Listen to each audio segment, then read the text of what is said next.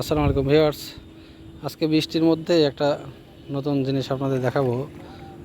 মাঠের মধ্যে স্রোত আর কি, ধানের জমির আইল, এই যে মাঠ, ধানের জমির আইলের মাঝে পাশেই একটা ছেলে দেখলাম একটা জাল পাচ্ছে, নতুন নাম শুনলাম ছেলেটার কাছ থেকে। জালের নাম চায়না জাল। তো দেখেন আজকে এই চায়না জাল কি একটা ভয়াবহ জিনিস, যেখানে মানে কোনো মাছ বাদ যায় না, সাপ, ব্যাঙ, বিচ্ছু সব মাছই নাকি এখানে ধরা পড়ে। আপনারা দেখতে পাচ্ছেন একটা জিনিস, ও ঝাড়তেছে জালটা, দেখতেছি।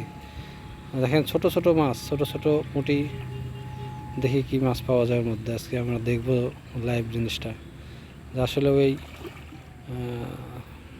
মানে শুনছি এই জালের কথা, সাপ, ব্যাঙ, বিচ্ছু সবই নাকি ধরা পড়ে। তো আজকে আমরা জিনিসটা দেখতে চাই আসলেও বাস্তবে এটা ঠিকই কিনা। দেখতে পাচ্ছেন, দেখেন ঝাড়তেছে জালটা, ছোট মাছ, বড় মাছ।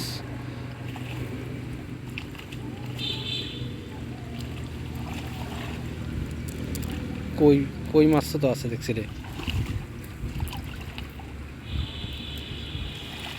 মানে কোনো মাছ বাদ যাবে না এর থেকে, যেটা দেখতে পাচ্ছি। সব প্রকারের মাছ, সব প্রকারের মাছই এতে ধরা পড়ে। যেটা আসলে শুনছিলাম সেটা আসলে বাস্তবেই দেখছি, যে এর মধ্যে এটা এমন একটা জাল তৈরি করে দিয়েছে চাইনালারা, যে কোনো মাছ ছাড়া পাবে না। এদিক দিয়ে যাওয়া আসার পথে জালে পড়তেই হবে, জালে পড়তেই হবে মাছ।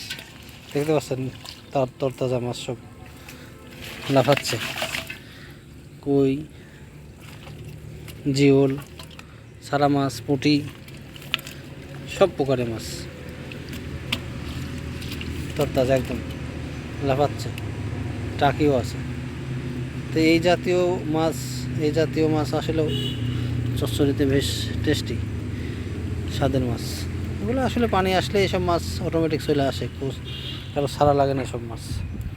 যাই হোক, যেটা বলছি সেটা হলো যে এই জাতীয় জাল বাংলাদেশে ছেয়ে গেছে। তো আসলে এই জাতীয় জালে যদি সবাই মাছ মেরে খায়, তাহলে আর দেশে মাছ হওয়ার সম্ভাবনা কতটুকু থাকে আপনারাই জানেন, আপনারাই বিচার করেন।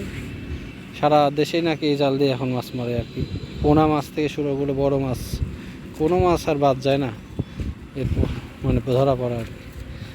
যাই হোক, এটাই জানানোর বিষয় ছিল আর কি। সারা বাংলাদেশে এই জালটা ছেয়ে গেছে।